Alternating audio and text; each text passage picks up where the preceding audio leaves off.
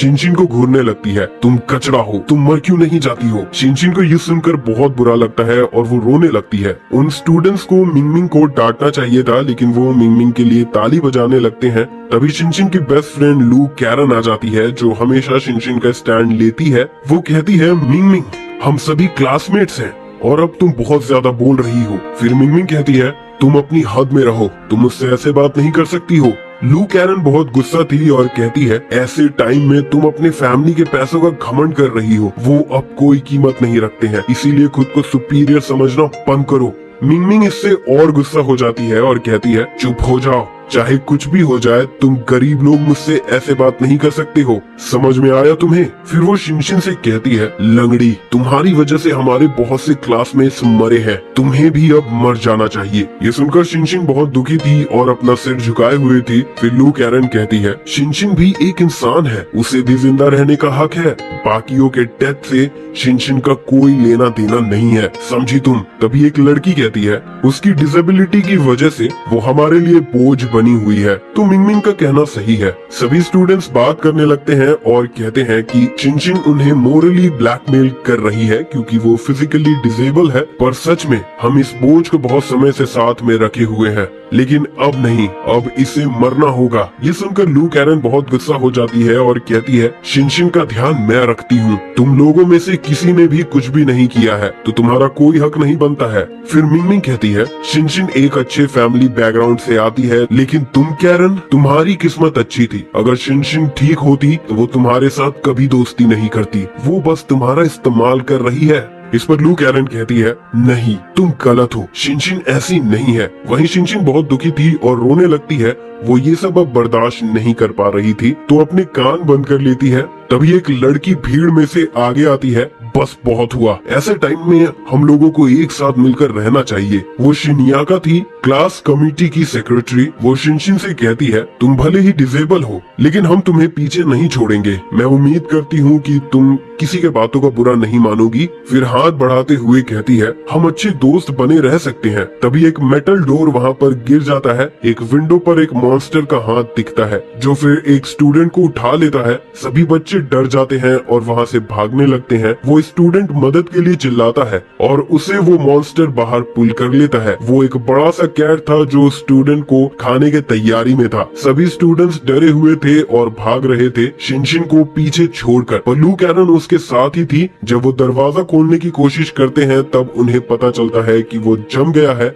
और खुल नहीं सकता है। सभी डर जाते हैं कि अब वो फंस गए हैं और यहीं मरने वाले हैं। वो कैट अंदर आ जाता है और उस स्टूडेंट के साथ खेलने लगता है और फिर उसके सर को खा जाता है। स्टूडेंट बहुत घबराए हुए थे कि अब उसकी बारी है। वो कैट बचे हुए बॉडी को फेंक देता है और बाकी स्टूडेंट्स की तरफ बढ़ता है। वो स्टूडेंट्स समझ चुके थे कि उनके सामने जो कैट है वो बहुत इंटेलिजेंट है। उसने स्टूडेंट पर मौका देखकर अटैक किया जब टीचर उन्हें प्रोटेक्ट करने के लिए मौजूद नहीं है। सभी स्टूडेंट्स एक कॉर्नर में हो चुके थे और डर की वजह से फाइट बैक नहीं कर पा रहे थे। तभी कोई शिनशिन के व्हील चेयर को पुश कर देता है, लू कैरन को साइड करके। शिनशिन ग्राउंड में गिर जाती है। लू कैरन उसकी हेल्प करना चाह रही थी पर डर से हिल भी नहीं पा रही थी। वो मॉन्स्टर कैट शिनशिन को देख लेता है और उसकी तरफ आ जाता है। वो स्टूडेंट जिसने शिनशिन को पुश किया था वो इस मौके का फायदा उठाकर गेट की तरफ भागने लगता है, लेकिन वो कैट ये सब समझ गया था और उस स्टूडेंट पर ही अटैक कर देता है और वो स्टूडेंट बहुत इंजर्ड हो जाता है।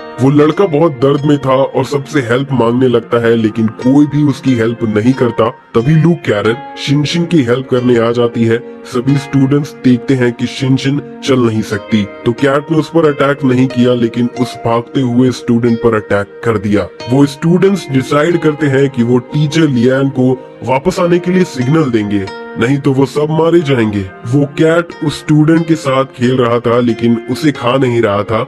क्लास मॉनिटर सभी को भागने के लिए कहता है, लेकिन जैसे ही वो सभी भागने वाले होते हैं वो जख्मी स्टूडेंट देखता है कि सभी उसे छोड़कर भाग रहे थे और मदद के लिए कहता है, लेकिन सभी इग्नोर कर रहे थे। फिर वो स्माइल करते हुए कहता है, अगर मैं मरने वाला हूँ तो तुम सब भी नहीं बचोगे। फिर वो कैट भागते हुए स्टूडेंट्स पर अटैक कर देता है। लियोन ये देखता है और खुश था कि अगर मैं मर रहा हूँ तो तुम लोग भी मरोगे मेरे साथ। मॉन्स्टर कैट काफी डिस्ट्रैक्टेड था तो क्लास मॉनिटर दो स्टूडेंट्स के साथ एस्केप कर जाता है दूसरे साइड से और काफी खुश थे कि वो बच गए। मॉनिटर उन स्टूडेंट्स की तारीफ करते हैं कि उनके स्ट्रेटेजी की वजह से वो कैट डिस्ट्रैक्ट हुआ और वो भाग सके। मॉनिटर फिर एक्सप्लेन करता है कि वो एक म्यूटेटेड कैट है और कैट अपने शिकार को खाने से पहले उनके साथ खेलते हैं। उन्हें पहले से मरे हुए शिकार इंटरेस्टिंग नहीं लगते हैं। क्लास मॉनिटर को देखते हुए कुछ स्टूडेंट्स उसके तरफ भागते हैं, लेकिन उस कैट का पूंछ एक स्टूडेंट को मार देता है। कुछ लड़कियां डरकर बैठ जाती हैं और रोने लगती है।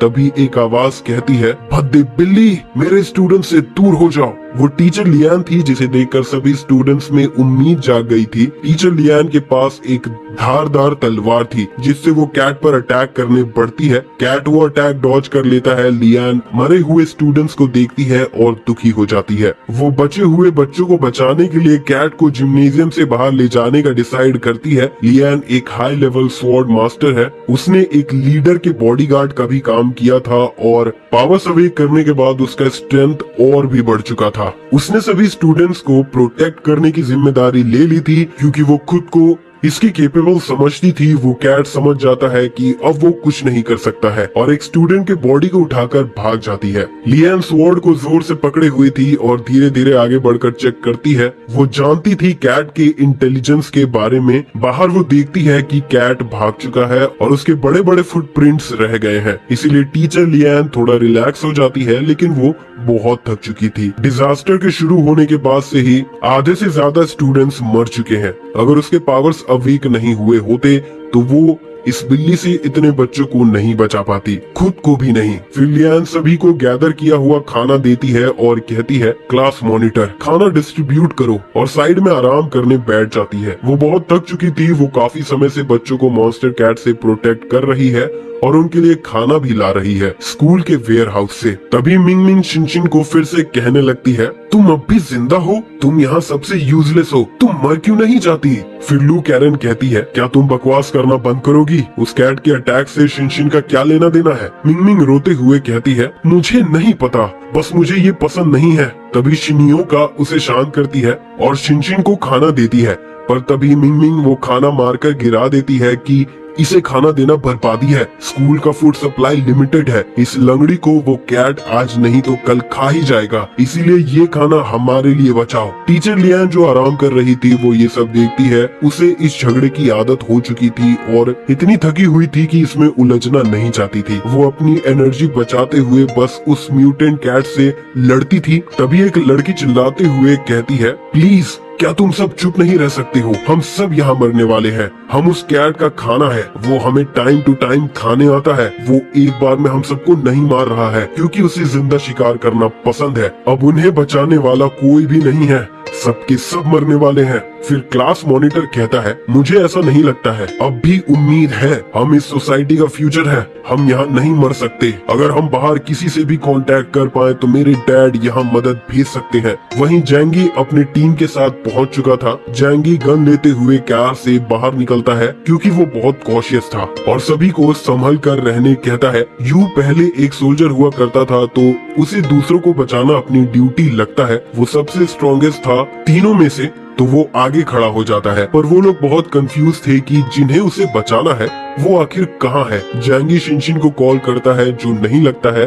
फिर जैंगी कहता है, ये स्कूल 300 एकड़ तक फैला हुआ है। 3D मैप के हिसाब से ये काफी बड़ा है, तो पूरी तरह स्नो से कवर्ड नहीं हो सकता है। तो चलो कार में वापस चलते हैं और थोड़ा आगे देखते हैं। यू कहता है, उन्हें अलग होकर ढूंढना चाहिए ताकि वो जल्दी कर सके। तब जैंगी कहता है, टेंशन वाली कोई बात नहीं है, वो 2 महीने से जिंदा है, तो हमें साथ में ही रहना चाहिए। फिर वो थोड़ा आगे बढ़ते हैं और उन्हें बिल्डिंग का टॉप दिखता है। जैंगी देखता है वो जगह कैफेटेरिया और डोर्म रूम से काफी दूर है। चुनले कहता है, वो जरूर किसी हॉल में छुप रहे होंगे या फिर जिम्नेजियम में। वो जगह अक्सर बड़ी होती है और ऑक्सीजन भी ज्यादा होती है, साथ ही रूफ के कोलैप्स करने की रिस्क भी ज्यादा होता है। फिर जैंगी कहता है, कॉल पर उसने कैफेटेरिया और जिम्नेजियम का नाम लिया था, लेकिन यहाँ बहुत से कैफेटेरिया और जिम्नेजियम है, तो उसे ढूंढना चैलेंजिंग हो सकता है। जैंगी ये सब सोच रहा था और तभी चुनले आइस हटाते हुए कहता है, शायद हम यहाँ से अंदर जा सकते हैं। चुनले देखता है वहाँ बहुत से एस्ट्रोनॉमिकल इक्विपमेंट थे और उन्हें रखने का डिसाइड करता है। जैंगी कहता है, हम यहाँ किसी को बचाने आए हैं, तो उस पे ध्यान दो। यू और चुनले अंदर चले गए थे, तभी जैंगी के पीछे वो मॉन्स्टर कैट आ चुका था। जैंगी तुरंत मुड़ता है और उसकी तरफ गन पॉइंट कर देता है। वो कैट जैंगी पर अटैक करने के लिए तैयार था, पर जैंगी कोई किलिंग इंटेंट सेंस नहीं कर पा रहा था। तभी वहाँ चुनले और यू भी आ जाते हैं। वो कुछ रोप मांगने के लिए बाहर आए थे। चुनले कैट को देखकर तुरंत आइस से अटैक कर देता है।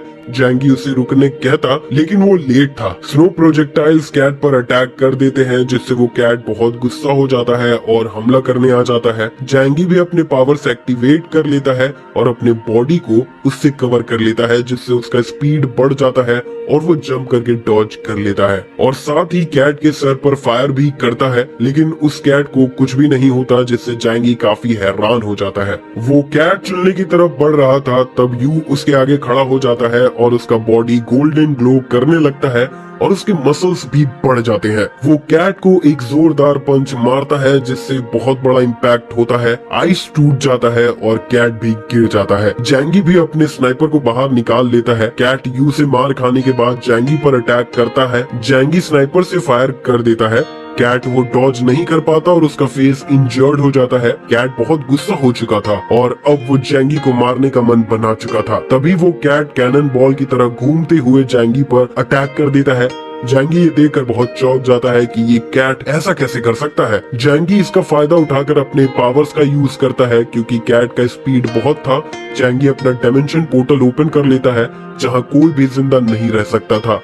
लेकिन वो कैट बहुत इंटेलिजेंट था और वो खतरे को समझ जाता है और जंप करते हुए पीछे हट जाता है और फिर भाग जाता है। चुनले और यू जैंगी के पास आते हैं, जो दूर खड़े कैट पर स्नाइपर एम किए हुए था और दूसरों को भी संभल कर रहने कहता है। तभी वो कैट जोर जोर से चिल्लाने लगता है। ये सभी के कान में जोर से लगता है। उन्हें ऐसा लग रहा है जैसे वो कैट उन्हें गाली दे रही हो। फिर वो कैट पिछवाड़ा हिलाते हुए भाग जाता है। यू कहता है, वो कैट इतनी जल्दी कहाँ गायब हो सकता है। चुनले भी हैरान था और कहता है, क्या इस कैट के पास भी स्पेस रिलेटेड एबिलिटी है। जैंगी थोड़ा रिलैक्स हो जाता है और कहता है, अगर उसके पास ऐसे एबिलिटी होते तो वो पहले ही यूज कर लेता। मुझे स्पेशियल फ्लक्चुएशन महसूस होते हैं। मुझे लगता है वो कैट भाग गया। वो लोग उसी कैट के लोकेशन पर जाते हैं और एक बड़ा सा गड्ढा देखते हैं। चुनले कहता है, तो जिसे हम बचाने आए हैं वो इससे एनकाउंटर कर चुके हैं। ये बहुत इंटेलिजेंट है। आम लोग इससे कैसे बच सकते हैं। क्या तुम श्योर हो जैंगी। जैंगी चुनले के एनालिसिस से सोच में पड़ गया था कि पावर्स होने के बाद भी वो कैट उन पर भारी पड़ा। जैंगी कहता है, इतना बड़ा कैट सिर्फ स्टूडेंट्स को खाकर जिंदा नहीं रह सकता है। जैंगी बहुत कंफ्यूज हो जाता है। वो कैट पहले शांत था, वो तुम्हारे आइस अटैक से गुस्सा हो गया। म्यूटेट होने से उसका इंटेलिजेंट भी बढ़ गया होगा, एक ह्यूमन जितना।